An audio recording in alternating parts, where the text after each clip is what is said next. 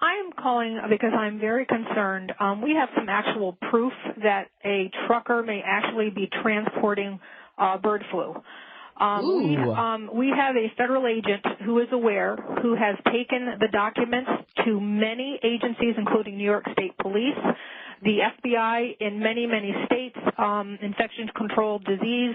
And what this trucker reported was that he works for Department of Homeland Security. He's a Spanish man who is trucking an independent truck. He goes down to the corner of Broadway and Clinton in Albany, New York at the Department of Homeland Security facility every single evening for loads. He said there are Raymore and Flanagan's and J.B. Hunt trucks ahead of him loading, that he has taken loads from a silo above Glens Falls. His truck actually was lowered into the ground into a silo. When the truck came out of the ground, he was given a shot in his arm told to protect his family. He transported iced, refrigerated loads to the Pentagon, Baltimore, Maryland, Tucson, Arizona. He was told that if he told the federal investigator how he's getting paid through the Bank of America with a number.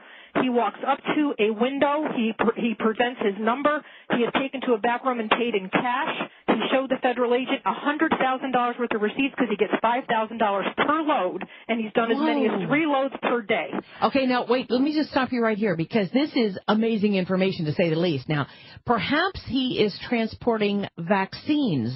Refrigerated vaccines. Is that a possibility? Anything that has to be iced either has to be an antigen or an antibody. That's all we know. But we know that they gave him a shot to transport it, that they told him it was to protect his family, that it is obviously something that has to be kept refrigerated. He did one load for a complete week to Tucson, Arizona and back, but the amount of money that they're paying him under the table through Bank of America, only loading at night. They call him and they ask him to come down to meetings at Department of Homeland Security at 3 o'clock in the morning. They'll ask him how he's doing and send him back home and say, fine, you're okay, go back home. He has other truckers. He knows of a trucker with a 53-foot bed unit that took a missile type. He was able to see his load, and that was taken out to Phoenix, Arizona. He was given $18,000 to truck that load 2 times. It was 80 tons, and he blew his brakes. The Department of Homeland Security took care of it. He also has been to 2 silos. He's been to many cities with his loads. He's continuously working for Department of Homeland Security, and they are relocating him since the federal agents and the state police were notified. We were notified that he is being relocated to Tucson, Arizona, at a base 15 miles below Tucson. And okay, now let me just ask you, Mary, how did you come upon this information? I can't say.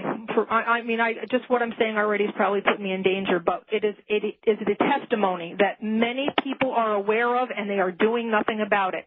And some of the high ups in New York State Police were quoted as saying, "It's bigger than both of us. We're not touching it with a 10-foot pole." Oh, my goodness. Wow. And we were told that there were retired New York State troopers that are getting paid 2 and 3 times their salary, that are the tail cars. They're actually in vans in back of these Raymore and Flanagan trucks in these transports, and they are within a mile behind them. So if you ever go down the New York State Thruway and look at these double Raymore and Flanagan trucks that are going west towards Syracuse, which is a CIA front, what they are doing is they have those tail cars in the back, and from what I understand, those are retired state troopers that are escorting those loads. Okay, stay right there because we've got a 4-minute break coming at us. She's given us a lot of facts supporting this. Mary, what do you think all of this means? He actually gave testimony to the names of the people that are running the show. There's a retired 3-star African-American general that's in Albany that's there late at night when he does his pickups. There's another guy named Fatah who is Muslim. There are many white suits. All the truckers, not just him, he named 5 of them, are being paid through Bank of America with their independent numbers. He has a uniform that he wears, which is a light blue shirt with buttons down the front, short sleeve. It says Eastern Connection with a red and orange sewn insignia on the shirt. He has to wear black pants and white sneakers, or they do not allow him to the facilities. He is not allowed to stop the truck once they start it to urinate. They have to either go in urinals or pee in the truck. They are at the end of their transports. They are given a white bag by Department of Homeland Security that they have to put all their belongings in. They are not allowed to chew gum in the cabs of the trucks on the transports. They are escorted when he's been to the Pentagon. There have been people with 45s around their waist in plain clothes that have met the trucks, and also on the slips that he gets paid.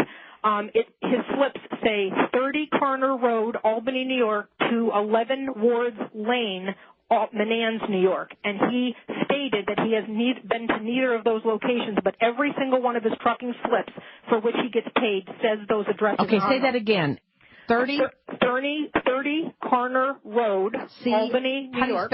How do you spell Karner. Mm-hmm. 30 Carner Road, Albany, New York, to 11 Wards Lane, Menands, New York. How do you spell Menands? Menands.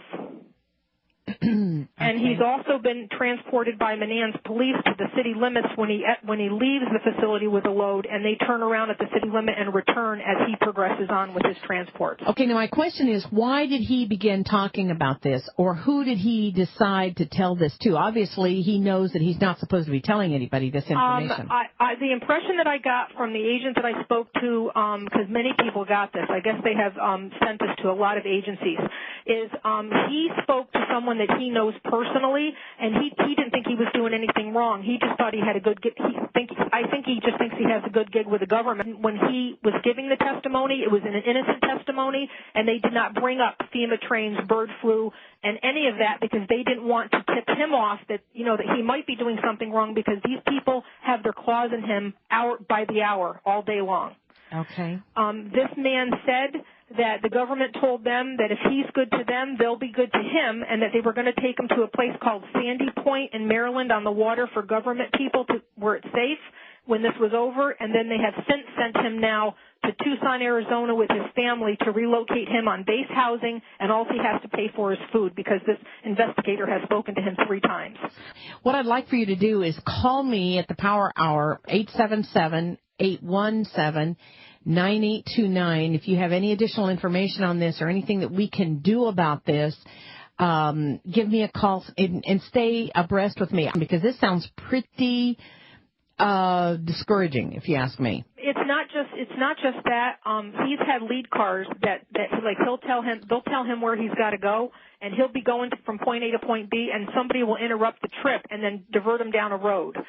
He went to Glens Falls, New York, went to a dead-end street by a Stewart's by the Civic Center in Glens Falls, New York.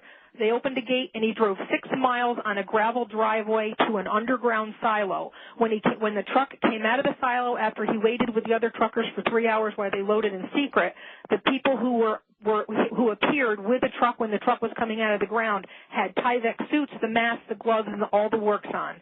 He's also transported at the 109th Air Guard at Stratton Air Force Base. He did do 90 boxes of clear plastic white fluid. He did see that load. Rarely does he see his loads, but apparently he loaded that at the C-130 at the 109th Air Guard. And he's done a lot of loads with these types of things, medical supplies, equipment, but specifically refrigerated to Tucson and to the Pentagon and to Baltimore. And I think that's it's up to no good. Along the New York State Thruway, there are miles and miles of car carriers that they've been adding to.